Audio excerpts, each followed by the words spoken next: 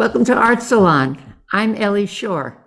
Art salons have been taking place since 2012, most of that time in person at the Armory Art Center in West Palm Beach, and now, of course, virtually via Zoom.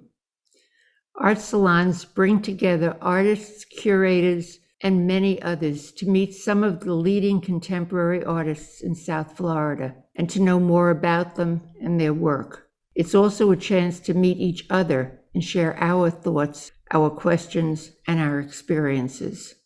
Tonight's artist, Kristen Thiele, is known for paintings derived from the motion pictures of the 1930s through the 1950s. She's also known as co-director of Bridge Red Studios in North Miami, where she and her father, Robert Thiele, have artist-run studios and exhibition spaces exhibiting South Florida artists. It's one of my favorite destinations, and it's how I've gotten to know Kristen and her father.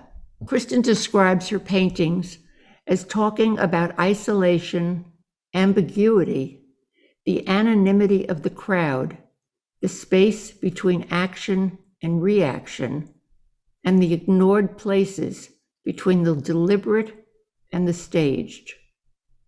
Artifice via opulent and escapist themes. Kristen is also interested in how we connect to these early images today through the platforms of modern technology. She says this new access to old materials has created a contemporary anachronism where anything recorded may be assessed. As a contemporary artist, she says, I am responding to the new subject of these old movies. Music has always been a part of her life as well, and during her years in school and after, she sang and played bass with the band Motorhome and with other bands. Kristen's presentation tonight is titled The Space Between, and now it is my pleasure to introduce Kristen Thiele. Hi, everybody, and thank you very much for welcoming me here today. This is very special for me to be able to give this presentation about my work and about myself to people who may not know me. Most of you probably don't know me, so you would be asking yourself, who is this person? Why is she standing here in front of us talking or on Zoom? Well, I'll tell you a little bit about myself. So, I'm an artist, an art educator. I practiced music. I would have called myself a musician probably more in the past than now because I don't play now in a band or in any form, but it was a big part of my past, and I'll talk a little bit about that. I'll also talk about how I think that's creative energy can take many forms and how, well, I'll just talk a little bit more about that, you'll see. I grew up in Miami primarily and lived here most of my life. My mother and my father are both artists, and I will be showing you images soon, but my first images don't represent Miami. When I grew up in Miami, my parents as artists always said, if you're an artist, you need to leave Miami. And so I kind of cast my line outside. I went to the University of Miami for 2 years, and to my parents' dismay, I left after that time. I had a full scholarship, and they were just shaking their heads. But I eventually went to the Art Institute of Chicago, and got my undergraduate there. So actually, let me just show my presentation while I'm talking.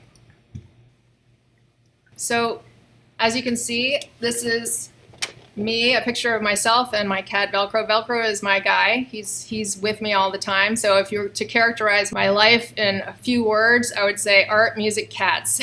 And not necessarily in that order, but I won't prioritize any of those. So this is a picture of me in my studio, and you probably noticed behind me, this is where I work. I've been lucky enough to be here for a little over 10 years. And prior to that, I was at the Art Center, South Florida, which I will talk about a little bit more in detail. As I said, my parents are both painters and artists. My mother is a courtroom illustrator as well as a painter, and she did all the federal court cases here in Miami during the 80s and 90s, which were really big years for trials here in Miami with all the drug cartels and things like that. This is Manuel Noriega. She did so many famous cases and she remembers every single one. She has amazing stories. And actually now, a little bit of a resurgence in her work. Her work has become part of the permanent display at Max Club Deuce. I think it's the first liquor license on Miami Beach. And now she actually has a show in Hollywood at the Crime Museum. So a lot of her work is there, and an interesting place if you haven't been there. Some of her work, her early oil paintings, very colorful abstractions, and she moved in and out of different series, which I also do, very different from each other. And this is a picture of myself and my mother. We both were art center artists. When she was there in 1984, she was one of the first artists to occupy a studio, and it's now known as Ulite Arts, for, if there's any confusion about what that is. It was known then as Art Center South Florida or South Florida Art Center, and then it became Art Center South Florida when I moved back from Chicago in 2000 and became an artist there myself. This shows you what it looked like when I had a studio there.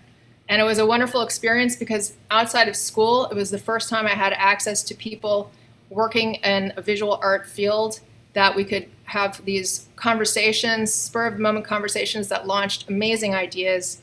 And I honestly attribute my current series now to one of the Art Center artists there with a conversation that we had. It propelled me into what I'm doing now.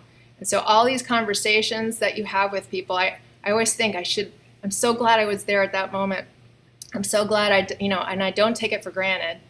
I remember, and I totally attribute it to being there and having that opportunity.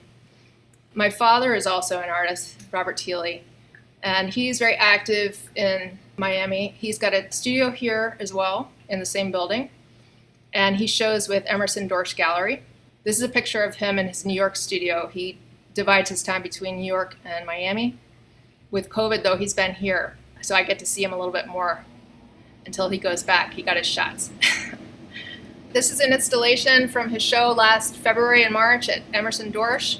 This is some of his work from the 80s. These are very large, heavily worked surfaces and very highly constructed, if you could see them from behind. So it's very hard to catch what they look like in photos. And another show earlier, location that was just called Dorsch Gallery at that time, with his early work. I always think of these sculptures. When he was doing these sculptures in the 80s, I would go to his studio and they used to scare me. I used to be afraid of them and they used to make me cry. And I think about it now and I wonder what was it that really, it scared me because they felt so lonely. And I thought my dad was lonely. And I thought they're so isolated and removed, and I think that's what it was. It made me feel sad and scared. It was, that's a revelation. I'm sorry, I'm going a little personal. But, and Ellie briefly talked about my musicianship, and I actually wasn't going to include that, but I did because it is part of my history. And, when I was in Chicago, my dad likes to say that I went to the Art Institute for Art but came out a musician, because I ended up in a really cool band called Motorhome, and we were touring, we were on a label, we put out 2 CDs and 3 singles, and we were doing the band thing. This is a picture of me painting our van because it was so rusted out. I actually took a roller to it and painted it blue, and then I painted flowers all over it. Anyway, everybody knew that van. So this is us on stage, a few different shots. And this is the classic band photo that I had to show. All right, coming back to the present, this is Bridge Red Studios, which is a warehouse in North Miami. And we house 10 artist studios. Well, 9 artists are here currently, and 2 exhibition spaces. We started, it's actually our 10-year anniversary that we've been doing this, and it all started as a fluke, actually, and then it snowballed into something really, I think, magical. We began, this is picture of my father and myself standing upstairs at the project space that we started showing work 10 years ago. And what it was a studio 10 years ago, and when the tenants left, we gutted it, and it was so pristine that we thought we have to show someone's work here. We just have to have a show here. The walls are all beautiful and white and clean. So we had an exhibition of Salvatore La Rosa, who is a very underground figure here in Miami, but he is a serious, very strong artist. And if you don't know him, I would look into what he does. If you can find, he's very underground, but he's a serious artist.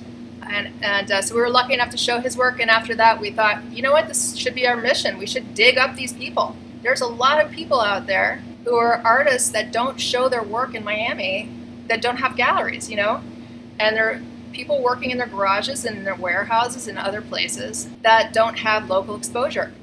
And that was a niche that nobody was filling. We saw a lot of young artists coming straight out of school at that time who were being promoted and propelled into, lots of places. But we saw a lot of people who were diligently working on their work and continued to do their work for years and years that were not getting exposure. So that is our mission, and we haven't stopped.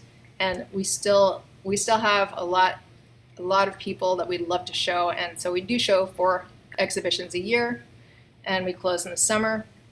In the past, we've shown, Dwayne Hansen, who is probably one of my favorite shows. If you don't know Dwayne Hansen, he's a Verist sculptor or hyperrealist. He would be included in that kind of body of artists and work at that time. He does highly realistic sculptures of people who at the time nobody was doing, or some people were doing, but not a lot. And now you'll see quite a bit more of it. And he was experimenting with all kinds of materials, and ultimately he passed away young, and it could be as a result of the materials he was using. He would do castings of people in parts, and he would do castings of their heads, and he would do more than one casting. And these ended up literally in his garden shed in the backyard. And his widow, who my father is close with because Dwayne used to teach at Miami-Dade North Campus when my father was there, his widow allowed us to show these. We literally unearthed them because they were covered in dirt. They were covered in dirt. They've been in a garden shed for years, and this is one of my favorite shows I think that we've had. I really feel it was magical. Recently, we had a show called Clay, and I've never worked with clay before, and I've always been interested, but I've never worked with it personally. And when we started looking into what was happening with clay work here in Miami, I couldn't get over how many people were working. So we were definitely going to have to do a clay part 2. We had 20 artists in this show, and we didn't want to overwhelm with too many more because there certainly wasn't enough space to show more. And I'm just going to show you some images. This is how it looks now when you visit Bridge Red. Masks and very few people. This is Chara Oquette, the artist who did the work that you see behind, with another artist, Carrie Phillips, who we love here. We love them both. And look who else is here. Ellie and Jerry came to visit our clay show, and actually that's where she asked me to do this with you tonight. So I'm really, really grateful for that. And currently, I'm just going to go over this before I go into my own work. We have a show called 3. 3 artists who have local ties. All 3 are no longer with us. The big paintings in the background are Robert Flynn, who is my studio at the Art Center South Florida, who is a very good friend of mine. Elliot Miller, who did the bird carving, who was my father's studio mate for 35 years. And then Tom Schmidt, who you may know. I don't have many pictures of that here, but he is a minimalist imagist, and he was here for many years and recently passed away. And downstairs, there's another exhibition space at Luann Kolodny, who is an artist and ran the Coca, which was now called the Mocha. Her passion is her work and also exhibiting other artists. And so that she's been dedicating half of her studio space as an exhibition space, and we show these concurrently. So if you do come to Bridge Red and you make an appointment with me on a Sunday, you'll get to see 2 shows on a Sunday afternoon. And this is the artist Donna Altimus, who is an artist here at Bridge Red. And there's Carrie, peekaboo. I love Carrie, so I had to include this. And I love that floor. That floor is just magical, too. Donna did a great job in the space.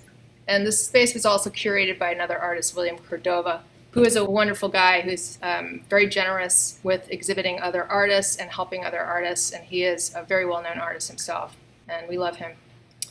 I included artists that I've looked to in the past that I think are relevant to what I do. And I thought, by way of showing you kind of about what I do, I would show you some artists I look to. In my past, I remember my dad would ask if he met an artist for the first time and he didn't know their work, he'd say, well, who are your heroes? Like, that's a great way to find out a little bit about an artist and what they do and what they're interested in.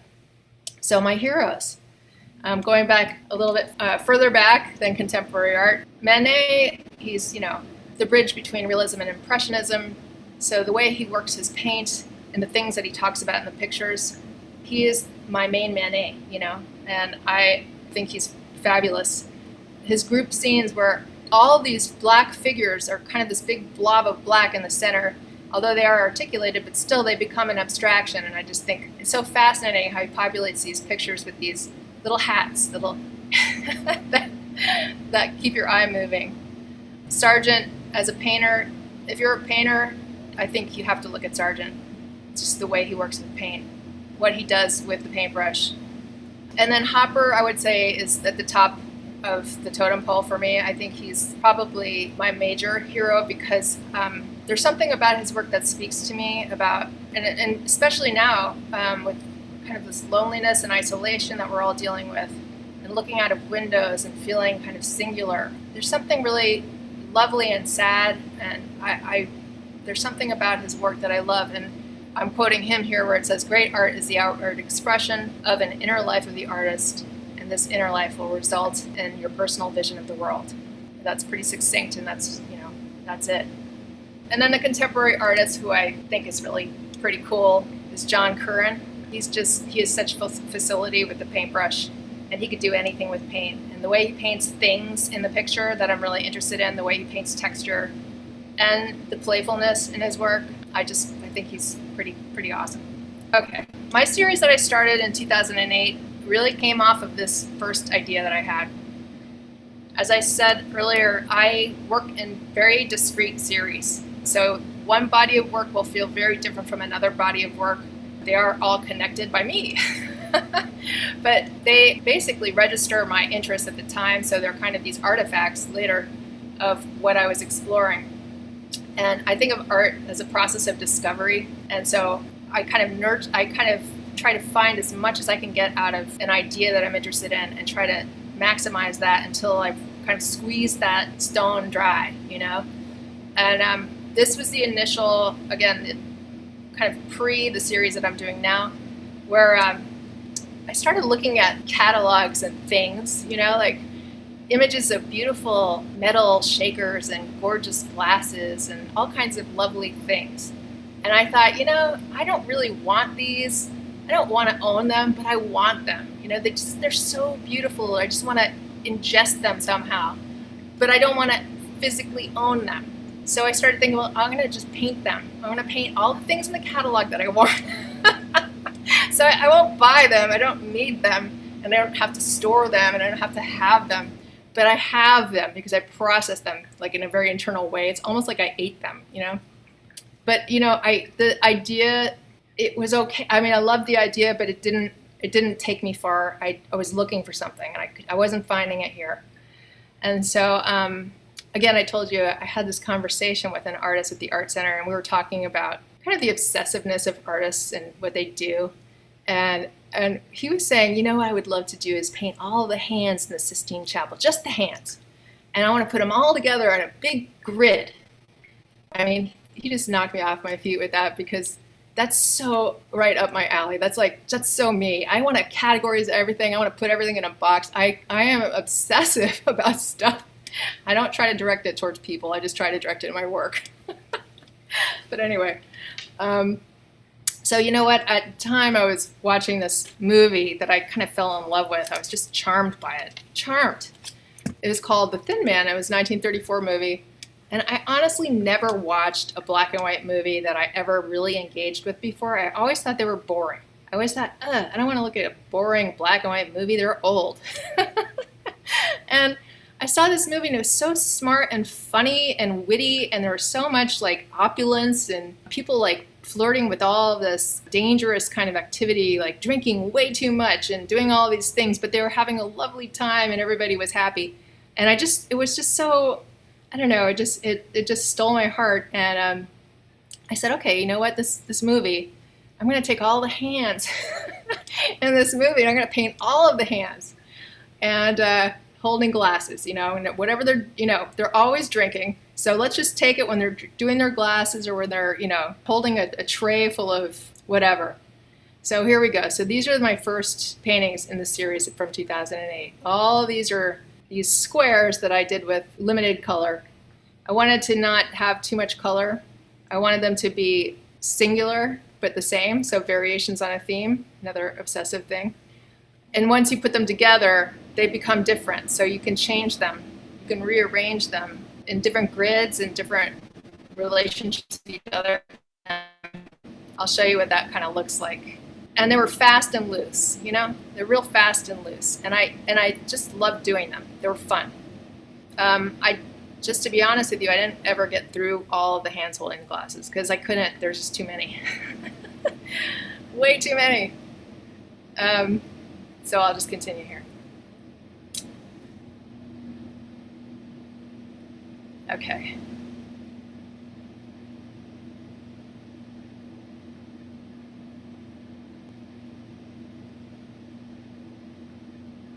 So here's an example of what they could look like. I was playing around, having fun with basically making a new painting out of a group of paintings. Here's another one. In this one, I kind of did, if you read this from left to right, you could almost see the hand moving across. Okay, so then after I did that, I went from the myopic kind of micro into the full scene of big crowds. Kind of the idea of people becoming abstract and just shapes and populating an image. So it became less about the stuff in the picture, and the people became interesting to me. What drew me to these groups is that most of them are unknown people that nobody ever, their credits never came up at the end of the screen. These are all extras. So nobody knows who they are. I mean, I'm sure that if your grandmother was in this crowd, you wouldn't recognize her, right? So we all look at these people, and they are abstract. They are no longer with us. And there's something about that I needed to do. I needed to do this. And I sometimes like to paint people that I know,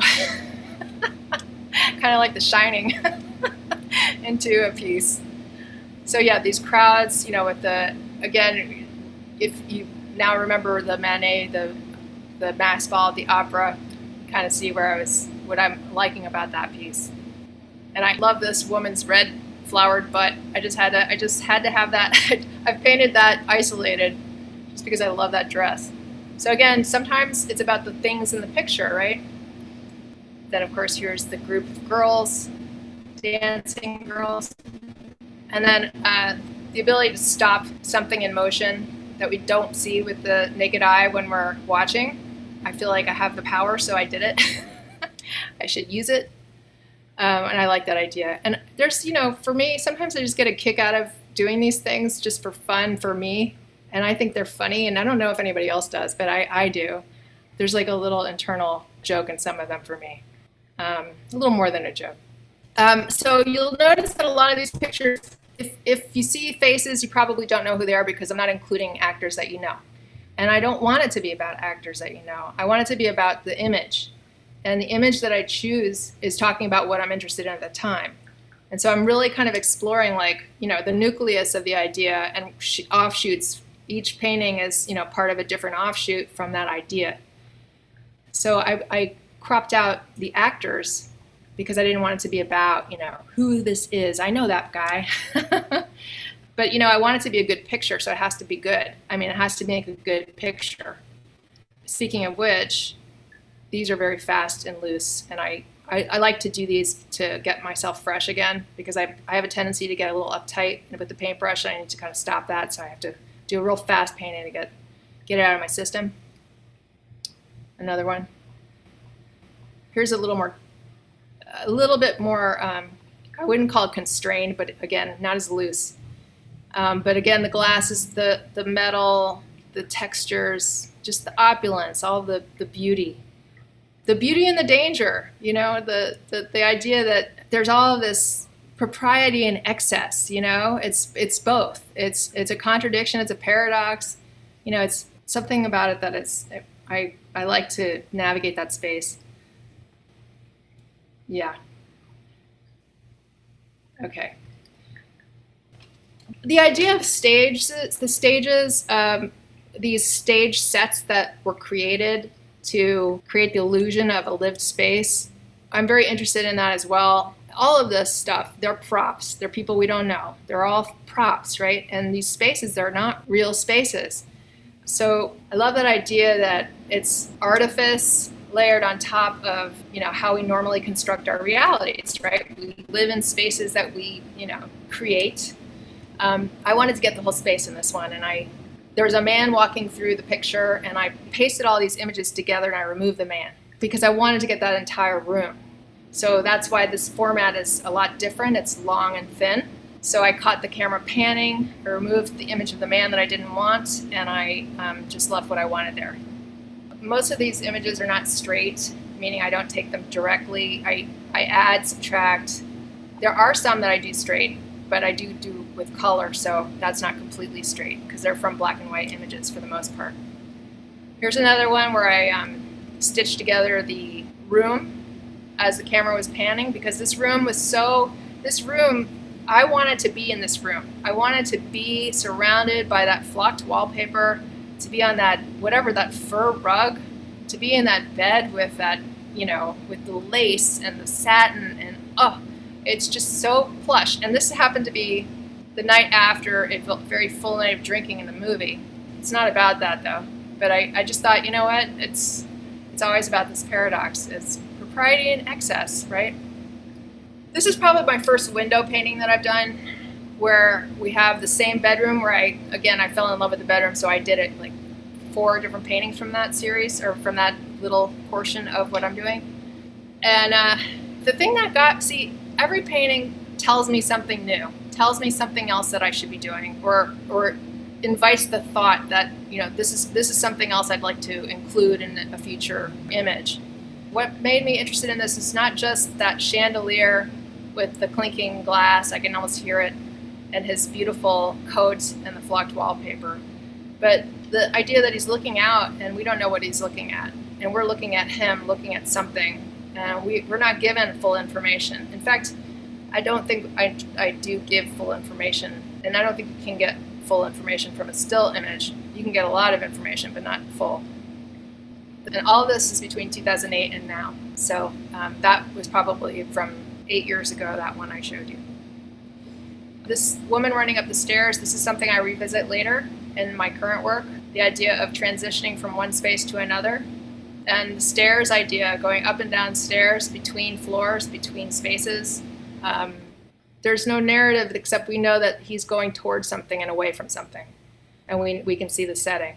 And I like that idea. I changed tack a little bit here, and I am going a little bit in chronological order so you can kind of see how I moved from one to the next.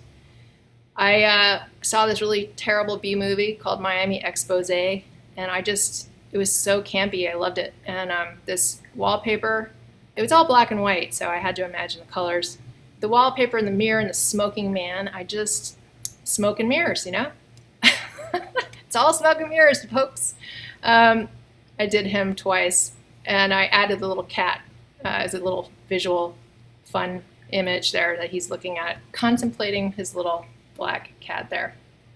So this color started coming more into my work in 2015, yeah. This one I call it a smaller splash after David Hockney, this little dude over here diving off the diving board. The color in this one, because it was daytime and most of mine are interior spaces or at night, I became so indulgent and greedy for color that I started looking for images with, again, they're all black and white, well, most of them are, but greedy for looking for these images I could use all kinds of color in. So I started doing pools and daylight scenes. And boy, did I have fun doing that. I really love doing it. And of course, it includes texture and all things I'm interested in as a painter. Here's another David Hockney reference, splash. I can't help myself. Here's another one, little splash. Most of my work is on, this one's on wood panel. It's oil on canvas for the most part, but I love the way oil lays on panel. It has like this really creamy consistency, the way it kind of just handles the paint, or the paint feels that way on top of the board. But there are drawbacks to that. And then my mom likes to call this one basketball butt. So now I look at it and that's all I see. Pool painting. This painting I am actually revisiting again. If you can, I don't know if you can see it, but in my background I'm doing a small version of this. Some images I can't get away from. Even after I paint them, I want to continue doing something because I haven't finished with them yet, you know? And so I'm doing that one now. Again, the idea of transition and also freezing someone in motion where you wouldn't normally see it with your naked eye, just hovering over the pool forever. And then she's running away from something. I think this is hilarious but also scary. And I started looking at all these pieces and looking at all these women kind of transitioning through spaces, and I'm like, what is all this about? Sometimes I'm driven by, impulse, and I look back and I have, my moment where I'm like, aha, this is telling me something. And I realized, these women, single women walking through spaces, transitioning through spaces, that's telling me something about me.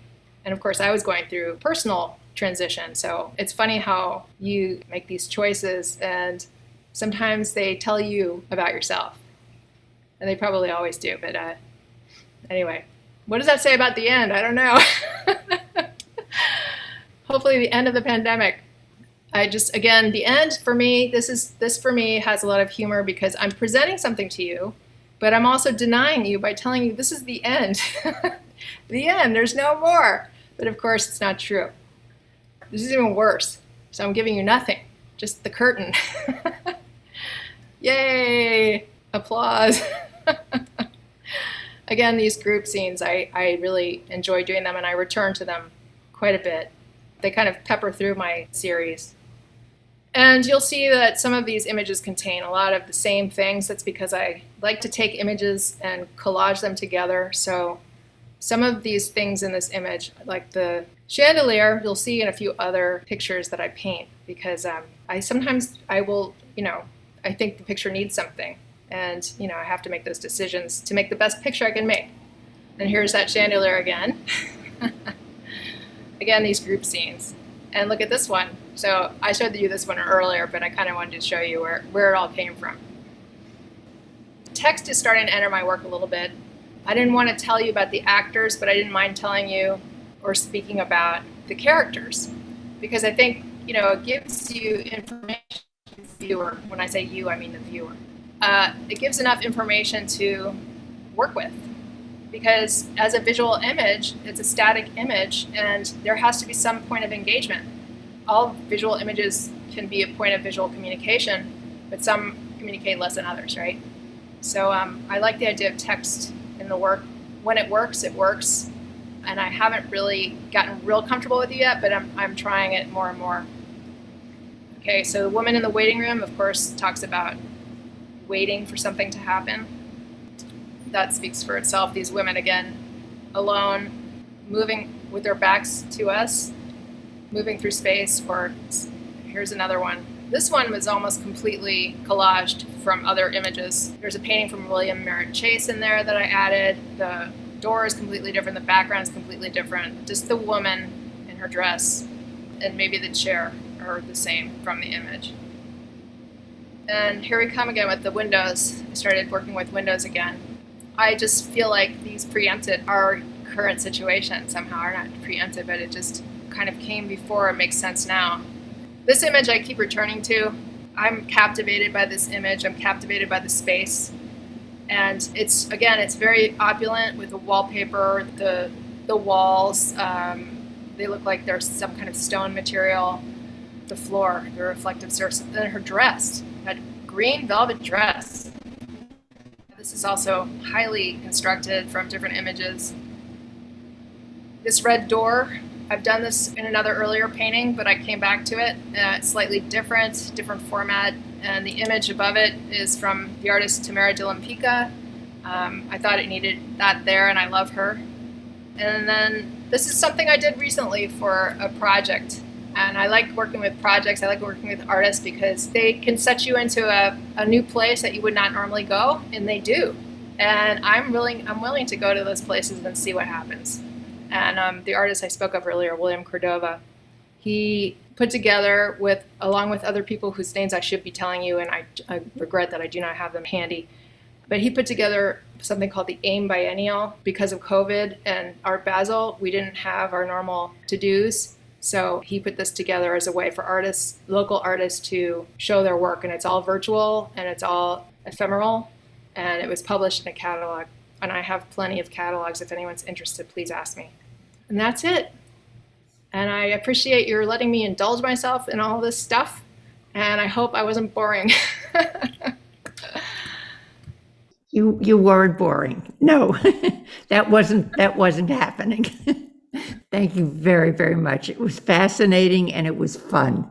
Thank you, Ellie, for allowing me to. Again, I feel very self-indulgent here because I'm just going through all of this stuff, and I'm glad that you asked me, and I'm glad that you, Danny. Thank you for that you were happy to see the work, and yeah, it was good for me. Okay, I'm loving it. So, and I think the rest of us are too. So I'm going to thank you, and we'll begin to wrap up now. So I wanted to talk about our next art salon, and that's 4 weeks from today on April 6th, Tuesday, April 6th, and a very, very different artist, Edison Panafiel, will be joining us and talking about his paintings, his videos, and his installations. And you'll be hearing more about this art salon soon because I always send out an email announcement about upcoming salons. And as I think most of you know, all of the salons are recorded and archived and available on my website a few days after each art salon. Not the discussion part, but the formal presentation. And I have to thank my husband, Jerry Kornbluth, for that. He's my resident techie. And I want to thank Ezra Hubbard for his generous donation because it's made it possible to bring you art salons for free. And I want to thank the people of the Armory Arts Center who've hosted art salons and exhibitions since they began and who've helped so much in making these virtual art salons a smooth experience. And now, good night.